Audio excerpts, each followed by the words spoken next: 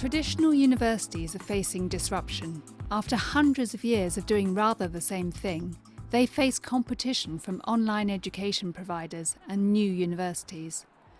Cost is the driving force. For example, MOOCs, the massive open online courses, offer programs from top universities either for free or for a nominal fee which gives them a certificate.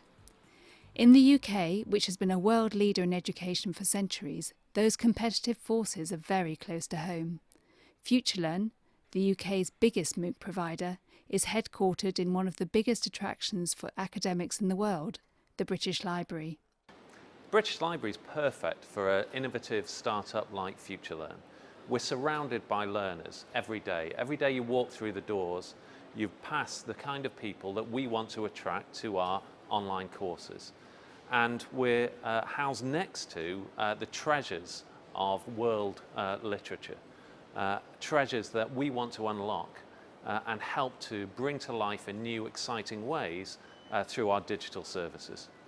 I think that MOOCs and the broader digital disruption that they represent are definitely going to transform the ability of an individual student, an individual learner, to tailor their learning to their own needs and to fit it around their life rather than to fit their life around their learning.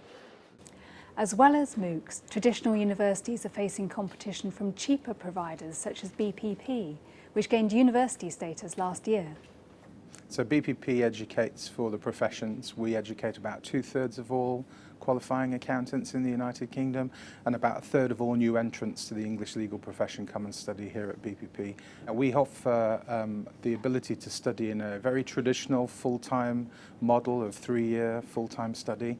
We also have accelerated study programs for 2 years. We also have online programs and part-time programs where you can study up to 6 years for your particular qualification. So we offer all kinds of modes to suit the needs of the individual. There is then quite a vast majority of universities that are offering all kinds of different types of education for a different type of student. And I think those universities need to look at our model and need to think about whether or not accelerating and reducing cost is the right way to do it. And so to become the largest provider of undergraduate law education in the space of 5 years tells you that there is a demand for a lower cost model. Not everyone agrees that the traditional university teaching model is broken. A private university, launched just 2 years ago, is using the tutorial teaching method, favoured by Oxford and Cambridge. This is a traditional college in one respect. It's not traditional in its curriculum and in the range of things that it asks students to do, but it is traditional in the way that it teaches. Because at the very high end, the very high quality education with very bright people, what you need is mind-to-mind contact. The fees that we charge here are just under £18,000 a year headline fee. That's lower than most of the fees charged by British universities to overseas students, non-EU students. So actually our fee levels are very modest. There is almost certainly going to be fragmentation in the higher education arena. You will get very high quality institutions doing this extremely expensive business of close tutorial education. At the other end of the scale, you will get what you might call the volume providers doing short degrees, mainly in vocational subjects like law and business studies and management.